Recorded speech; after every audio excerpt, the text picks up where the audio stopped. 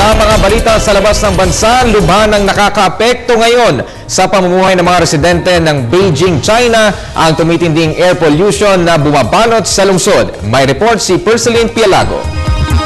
Hindi lang populasyon ang out of control sa China, maging umano ang air pollution ng bansa, partikular na sa Beijing, ay out of control na rin. Hanggang ngayon, zero visibility pa rin sa kabisera ng Beijing dahil sa smog.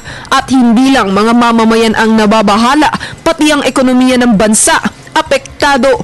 Dahil dito, naglabas na ng orange fog warning ang pamahalaan ng Beijing at pinayuhan ng mga residente na manatili lamang sa loob ng kanilang tahanan.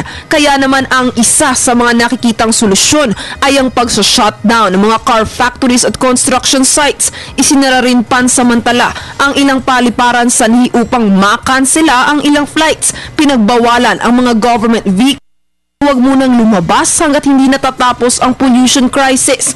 Samantala, maging sa pribado o pampublikong pagamutan, dumoble ang bilang ng mga pasyenteng nagkakaroon ng respiratory problems, kagaya ng ubo, asthma at bronchitis dahil sa maruming hangin. Kaya babala ng mga otoridad sa kanilang mga kababayan, mas mabuting mag-face mask o di kaya wag na lang muna lumabas ng kanilang tahanan. 16 sa 20 pinaka-polluted na mga lungsod sa buong mundo ay nagmula sa China. Pumalo na sa record-breaking na 700 Air Quality Index ang level ng pollution sa bansa.